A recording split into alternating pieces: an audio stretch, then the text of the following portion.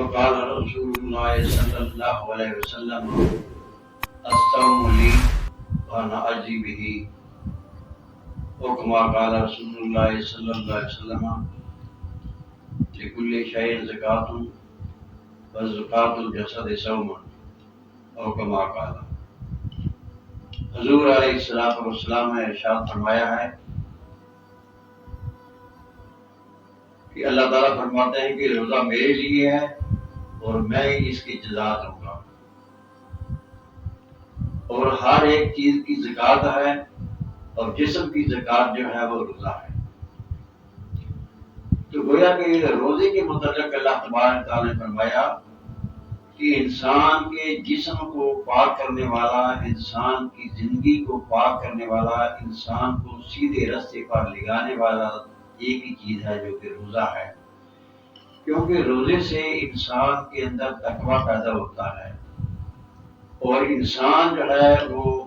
اللہ کے راستے پر صحیح چلنے کے لیے رہبر اور رہنمائی کا راستہ دکھانا شروع کر دیتا ہے۔ فرمایا کہ روزہ جو ہے، کیونکہ اس کا تعلق صرف اللہ تعالیٰ اور بندے کے درمیان ہے، کسی دوسرے کو کوئی نہیں پتا ہوتا۔ اگر انسان کہے بھی نا کہ میرا روزہ ہے، لوگوں کے سامنے کہہ بھی دے، تو کوئی پتہ نہیں کہ اس کا روزہ ہے یا نہیں ہے۔ دوسرا یہ ہے کہ روزہ رکھ کر اگر توڑتا ہے، لوگوں کو نہیں پتا، لیکن دیکھنے والا جو وہ دیکھ رہا ہے کہ جو یہ کام کر رہا ہے۔ تو اس لیے فرمایا کہ یہ روزہ اور بندے کا تعلق جو ہے یہ اللہ اور بندے کے درمیان کا مسئلہ ہے۔ اس واسطے اس روزے کی جزا اللہ تعالیٰ نے فرمایا کہ میں ہی دوں گا۔ اور جسم کو پاک اور صاف کرنے والا، یعنی جسم کو صحیح راستے پر لگانا، صحت مند کرنے والا، فرمایا کہ تصیحوا تصحروا، اور جگہ فرمایا تصوموا تصحوا، تم روزہ کو صحت مند رہو گے۔ اور دوسرا فرمایا کہ روزے کے ساتھ ہی انسان کی قلب کی صفائی، یعنی کہ روزہ جو ہے یہ صرف منہ بند کرنے کا نام نہیں ہے۔ روزہ نبی پاک صلی اللہ علیہ وسلم نے فرمایا کہ انسان جو ہے صرف یہ نہیں کہ کھانا پینا بند کر دے اور اس کے اللہ تعالیٰ کو ایسی روزے دار کی ضرورت نہیں ہے، بلکہ روزہ کان کا بھی ہے، دماغ کا بھی ہے، آنکھ کا بھی ہے، ہاتھوں کا بھی ہے، کانوں کا بھی ہے، دل کا بھی ہے، پاؤں کا بھی روزہ ہے۔ گویا کہ دماغ کا روزہ یہ ہے کہ انسان اچھی طریقے سے دماغ کے ساتھ اچھی چیز کی طرف سوچے، سوچ اپنی بہتر ہے کہ غلط سوچ طرف نہ کرے، کہیں گناہ میں ملوث نہ ہو جائے۔ اور اسی طرح فرمایا کہ کان جو ہے، کانوں کے ساتھ اللہ کا قرآن سنے، نیک باتوں کو سننے کی کوشش کرے، اور بجائے سے کہ وہ غلط باتوں کی طرف جائے، شاعری اور ڈانسوں کی طرف سے گانے سننا شروع کر دے، بلکہ کانوں کے ساتھ اللہ کے قرآن کو پڑھتا رہے اور اللہ کے ذکر کو سنتا رہے، تو یہ کانوں کا روزہ ہو جائے گا۔ اور اسی طرح فرمایا آنکھ کا روزہ ہے۔ آنکھ جو ہے وہ بھی انسان اپنی نظر کو جھکا کے رکھے، غلط طریقے سے نظر نہ دے کے کسی کی طرف، بلکہ آنکھ میں شرم و حیا ہو،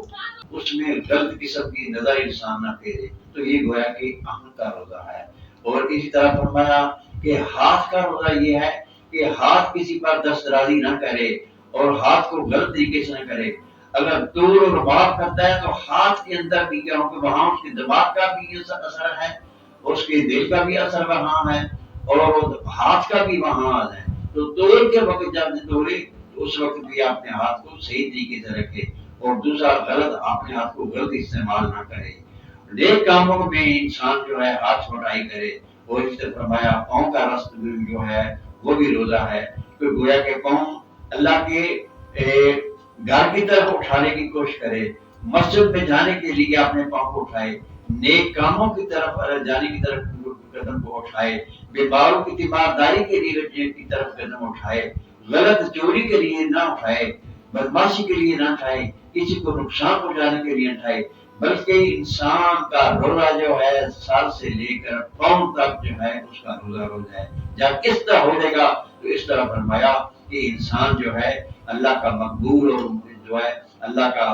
مقرر بن جاتا ہے، یہ صرف ایک روزہ ہی ہے۔ اس لیے اللہ تبارک تعالیٰ کے پیغمبر علیہ السلام نے فرمایا ہر ایک چیز کے لیے جو ہے، چیز کے لیے ہے کیا ہے؟ زکوٰۃ ہے، اور انسان کے جسم کی زکوٰۃ جو ہے وہ روزہ ہے۔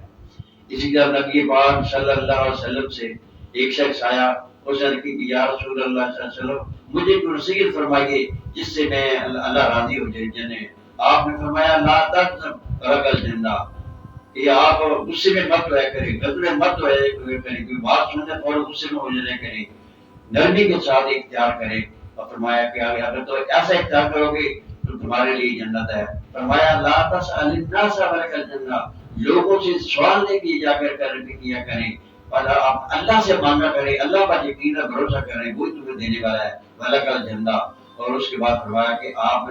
استغفار جو ہے کیا کریں، زیادہ اللہ کی طرف توجہ دیا کریں، فرض کرو اللہ کو زیادہ سے زیادہ یاد کرو، جتنا زیادہ کرو، کیونکہ ذکر ایک ایسی چیز ہے، باقی ہر ایک عبادت جو ہے اس کی حد اللہ نے مقرر کر دی ہے، اس کے لیے ایک مقرر مقام کر دیا ہے، لیکن اللہ کا ذکر جو ہے یہ صرف ہے کہ یہ ڈائریکٹ اللہ کی طرف جاتا ہے، اور اس کی تعداد کوئی نہیں ہے، جتنا مرضی ذکر کرتے رہو۔ وما علینا الا